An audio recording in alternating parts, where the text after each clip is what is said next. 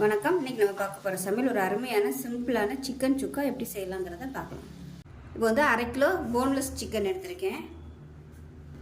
1/4 table spoon மஞ்சள்தூள், 1 table spoon தனியாத்தூள், 2 table spoon மிளகாத்தூள், 1/4 டேபிள் ஸ்பூன் சீரகத்தூள், 1/2 டேபிள் ஸ்பூன் சிக்கன் சுக்கா மசாலா சேர்த்துக்கலாம். இது வந்து ஆப்ஷனல் தான், இருந்தால் சேர்த்துக்கோங்க. இல்லைன்னா இதுக்கு பதிலாக சிக்கன் மசாலா இல்லை கறி மசாலா எதுனாலும் சேர்த்துக்கலாம்.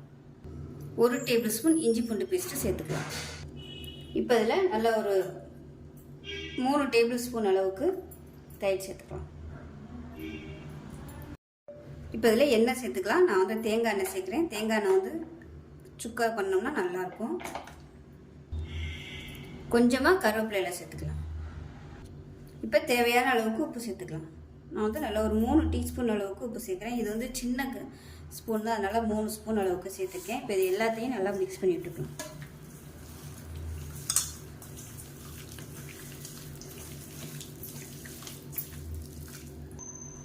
இப்போ வந்து நல்லா 1 மணி நேரம் ஊறட்டும். ஊறினதுக்கப்புறம் பார்க்கலாம். இப்போ ஒரு கடாயை எடுத்துக்கலாம். கடாய் சூடாகட்டும். இப்போ தேவையான அளவுக்கு எண்ணெய் சேர்த்துக்கலாம். எண்ணெய் சூடாகிடுச்சு. கொஞ்சமாக சோம்பு சேர்த்துக்கலாம். அதோட கொஞ்சமாக கருவேப்பிலை சேர்த்துக்கலாம். கருவேப்பிலை நல்லா பொரிஞ்சிருச்சு. இப்போ நீளமாக நறுக்குன்னா வெங்காயம் வந்து சேர்த்துக்கலாம். ஒரு வெங்காயம் எடுத்துருக்கேன். உப்பு சேர்த்துக்கலாம் வெங்காயம் வதங்குறதுக்கு. இப்போ வெங்காயம் இந்த அளவுக்கு வதங்கினதும் ஊற வச்சுருந்த சிக்கனை சேர்த்துக்கலாம்.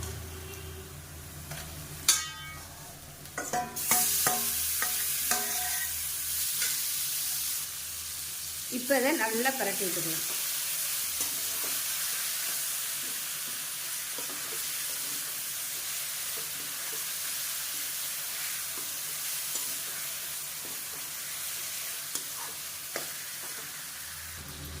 இப்போ இந்த மசாலாவிலே ஒரு 2 நிமிஷம் அப்படியே குக் ஆகட்டும். அதுக்கப்புறமா நம்ம தண்ணி சேர்த்துக்கலாம்.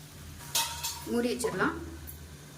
இப்போ 1 நிமிஷம் நல்லா ஹை ஃப்ளேமில் வேக விட்டாச்சு. இப்போ அதை வந்து நல்லா மறுபடியும் கலந்து கொடுத்துடலாம்.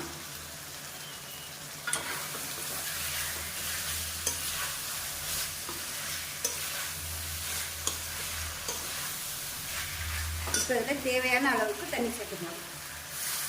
ஒரு 1/2 டம்ளர் அளவுக்கு தண்ணி சேர்த்துருக்கேன். அந்த தண்ணியிலே வந்து இது வேகட்டும். இது வந்து நல்லா அப்படியே ட்ரை ஆகி வரும். இடையிடையில நல்லா கிளறி விட்டுக்கலாம். மூடி வச்சிடலாம். மீடியமாக இருக்கட்டும் ஃப்ளேமு. இப்போ பார்த்தீங்கன்னா தண்ணி ஓரளவுக்கு நல்லா வத்திடுச்சு. இந்த ஸ்டேஜில் வேணும்னாலும் நீங்கள் வந்து எடுத்துக்கலாம். இல்லை இன்னும் நல்லா அப்படியே சுக்கா மாதிரி வரணும், நல்லா ட்ரையாக வரணும்னு வச்சிங்கன்னா இன்னும் கொஞ்சம் நேரம் நல்லா அப்படியே விட்டுக்கோங்க. அடுப்பு வந்து கொஞ்சம் நேரம் கூட்டி வைக்கணும், அப்புறம் குறைச்சி வைக்கணும். இந்த மாதிரி பண்ணி கிளறி விட்டிங்கன்னா உங்களுக்கு நல்லா சூப்பராக வந்துடும். அது நல்லா ட்ரை ஆனதுக்கப்புறம் பார்க்கலாம்.